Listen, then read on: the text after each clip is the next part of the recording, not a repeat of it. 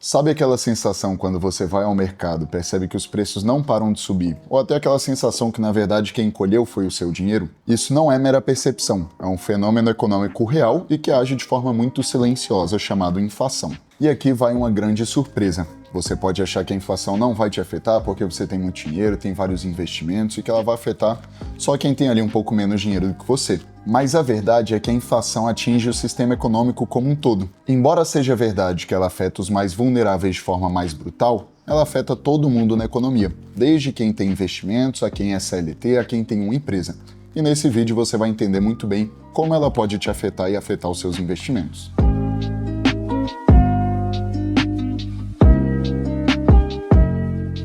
Eu sou o Igor Falcão, consultor financeiro, economista por formação e especialista em investimentos. E você está no canal da Rio Claro Investimentos, uma gestora de investimentos independente.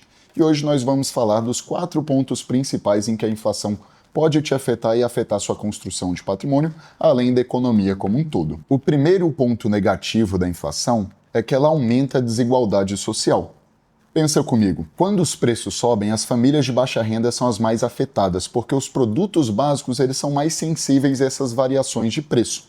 Então, enquanto para uma pessoa com bastante dinheiro ele vai representar uma parte pequena do fluxo mensal de renda dela, para quem vive com um salário mínimo, vive ali contra-cheque a contra-cheque, acaba que tem uma representação muito maior. Então, quem mais sai perdendo num cenário de inflação mais alta são aquelas pessoas em que os produtos básicos representam um percentual maior da renda. E tem mais, a forma como o dinheiro circula numa economia inflacionária, isso tende a concentrar dinheiro ali nas grandes corporações, porque geralmente a inflação ela vem do governo.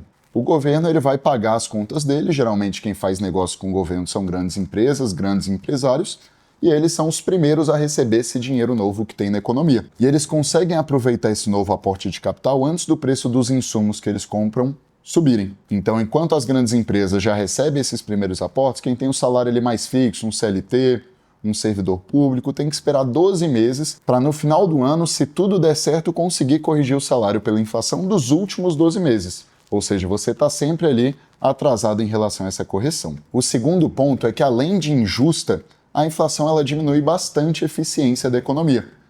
Tanto para o empresário, pensa comigo, se você é um empresário que tem um projeto que rendeu 10% ao ano, para simplificar. Se a inflação está 7, está 8, você não consegue separar muito bem o que foi realmente rentabilidade do seu projeto do que foi inflação. E o que isso leva? Você tem uma imprevisibilidade ali para entender se vale a pena continuar investindo nesse projeto, se esse projeto está valendo a pena ou não. Então tem 2 cenários, ou você vai fazer um investimento ainda mais arriscado, já que você não tem tanta segurança do retorno esperado, ou você simplesmente não vai fazer esse investimento. Das 2 formas, a economia perde, ou com um investimento ineficiente ou com a falta de investimento ao todo. Alguns investimentos você consegue voltar atrás, às vezes aumentar o seu consumo ali no dia a dia, aumentar um pouco o seu padrão de vida, mas outros é um pouco mais complicado. Um empresário que comprou um maquinário novo, você que financiou seu imóvel imaginando que os preços não iam parar de subir, e aí nesses momentos sim, você acaba se complicando, as empresas acabam se complicando e os preços que deveriam passar a informação de forma eficiente e segura acaba que perdem essa qualidade. A terceira consequência da inflação é o desestímulo à poupança, porque se os preços não param de subir, isso estimula as pessoas a consumirem agora. É melhor eu consumir no preço que está hoje do que eu esperar mês que vem, ano que vem, que o preço vai estar ainda maior.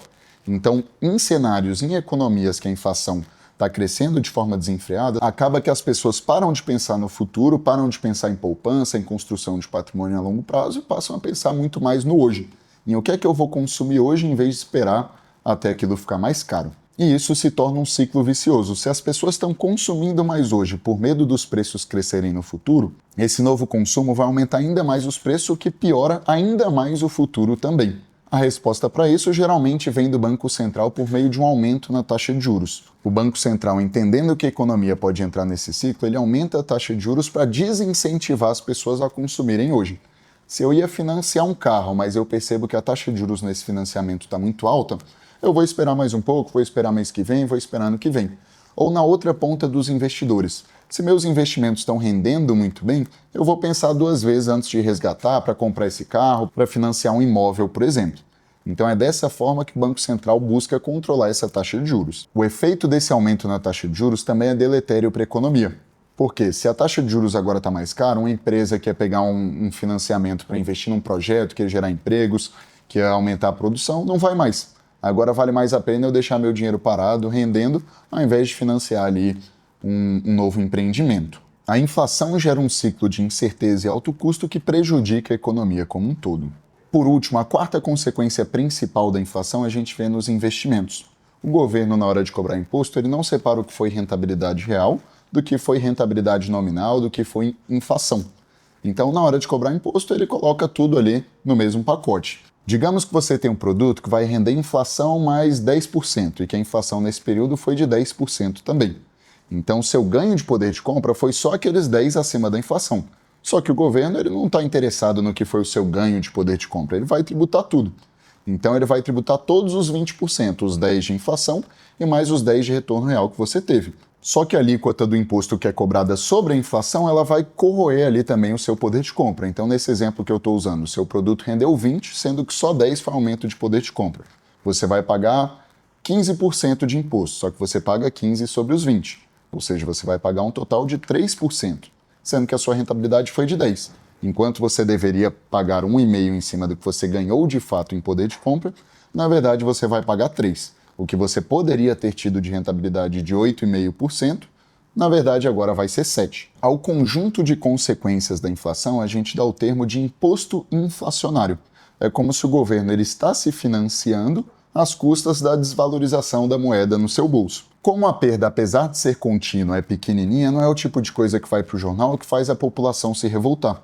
Então, para o governo, faz bastante sentido ele se financiar dessa forma, já que ele consegue arrecadar mais dinheiro sem revoltar a população, como seria um aumento de imposto que tem consequências um pouco mais claras e um pouco mais visíveis. A inflação é uma armadilha silenciosa que corrói seu patrimônio dentro do seu próprio bolso sem nem você ver. A complexidade da inflação e as suas consequências ressaltam quão importante é você ter uma pessoa de confiança ao seu lado para te ajudar a entender esses fenômenos e se preparar para eles. Aqui na Rio Claro, a gente entende que o desafio na construção de patrimônio vai muito além de simplesmente escolher um bom produto, mas é você entender os riscos aos quais você está exposto, tanto ali no investimento, mas também de um ponto de vista mais macro, de um ponto de vista mais sistemático. A ideia é construir uma estratégia robusta para te proteger dos riscos que você vê e também dos riscos que você não vê. Então, se você se interessar em conteúdo como esse, aqui no nosso YouTube tem bastante conteúdo parecido e eu te convido também a marcar uma conversa com um dos nossos especialistas para entender como a inflação impacta seu planejamento financeiro e como se preparar para ela.